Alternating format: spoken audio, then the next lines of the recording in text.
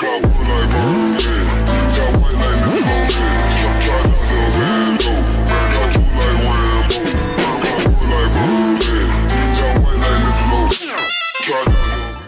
tout cas, comme vous le voyez, De Gaulle, c'était pas la France isolée, c'était tout le contraire. Mais vous voyez que François Mitterrand était en fait l'agent anti-gaulliste et se prévalant de l'Europe et prétendument du fait que De Gaulle isolerait la France, alors que c'était le contraire qui était vrai. Donc, c'est le grand lancement à partir de 64-65 de ces opérations de désinformation et d'intimidation de l'opinion publique française. On nous a dit qu'être en dehors de l'Europe, c'était s'isoler du monde. Être isolé du monde. Nous sommes ici, dans le Jura, à quelques dizaines de kilomètres de la Suisse. Est-ce que la Suisse est un pays isolé du monde? Est-ce que c'est la Corée du Nord? Est-ce que la Norvège, qui n'est pas dans l'Union européenne, est-ce que c'est la Corée du Nord? Non. La Suisse et la Norvège, les deux pays d'Europe qui ne sont pas dans l'Union européenne, sont aussi ceux où l'on vit le mieux, selon toutes les statistiques des Nations unies.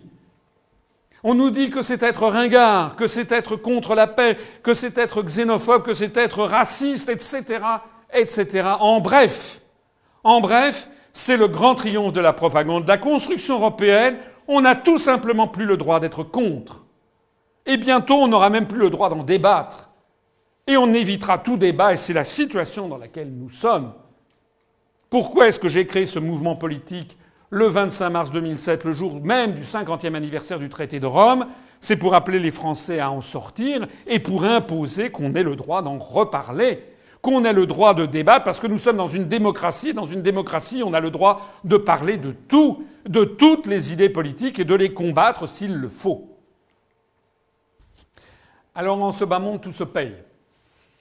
En ce bas monde, tout se paye, et l'on peut estimer de plus en plus, les historiens commencent à avoir un nouveau regard sur le passé et commencent à comprendre que mai 68 a probablement été la première révolution de couleur, comme les Américains ont fait en Géorgie, en Ukraine, etc., au cours des années 2000.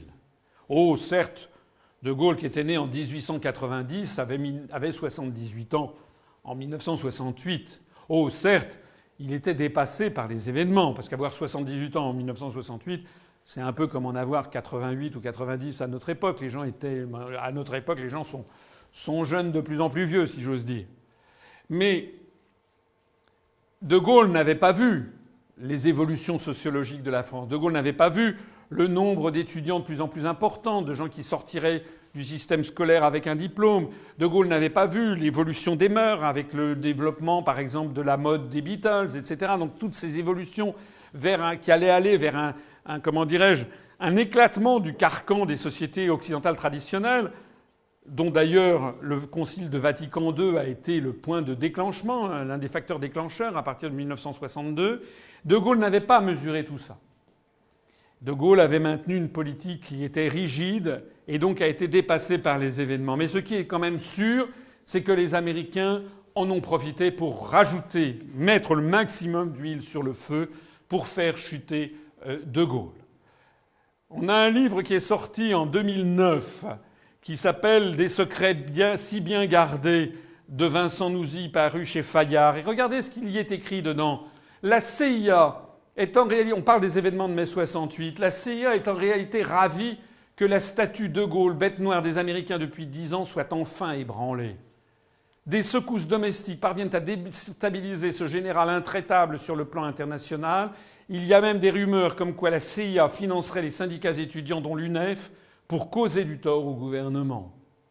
Les Américains seront embarrassés par cette allégation jugée ridicule. Jugée ridicule par eux, bien évidemment. Selon un document américain confidentiel, ils feront savoir au gouvernement français que cette rumeur n'a aucun fondement et s'étonneront que les autorités aient pu lui donner quelque crédit. Eh bien oui. Parce que autour de Gaulle et son entourage ont compris qu'il y avait derrière une grande puissance qui agitait tout ça. On a des milliers de témoignages.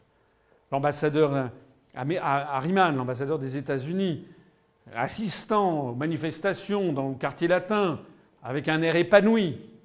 Les radios, RTL, Europe numéro 1, qui étaient en dehors du territoire français, qui appelaient quasiment les Français à l'émeute.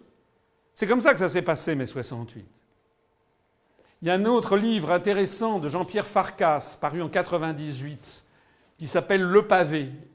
Et voilà ce qu'il redit. En juin 68, Cohn-Bendit déclare à Hervé Bourges « Il semble que la CIA se soit intéressée à nous ces derniers temps. Certains journaux et associations américaines, filiales et intermédiaires de la CIA... » Vous voyez qu'il est quand même bien documenté, les journaux et associations américaines.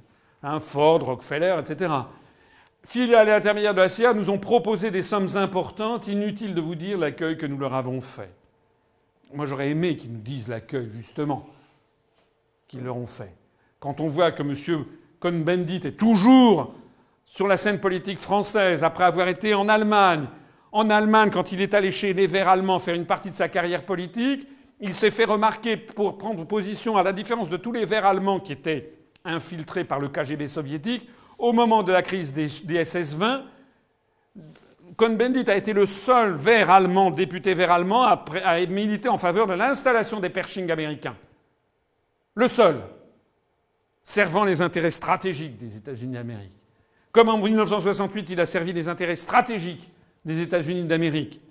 Et comme maintenant, de nouveau, il sert les intérêts stratégiques des États-Unis d'Amérique en réclamant, par exemple, que la France cède son siège permanent au Conseil de sécurité à l'Union européenne. Rien ne pourrait plus faire plaisir aux États-Unis que de voir la France dégagée du Conseil de sécurité. Ils pourraient à ce moment-là attaquer qui le veulent sans avoir un nouveau discours de 2003 comme la guerre en Irak. Voilà les intérêts que sert objectivement M. Cohn-Bendit. Regardez cette photo au Parlement européen entre Nicolas Sarkozy et M. Cohn-Bendit. Est-ce que vous trouvez vraiment que ça a l'air d'être un opposant ?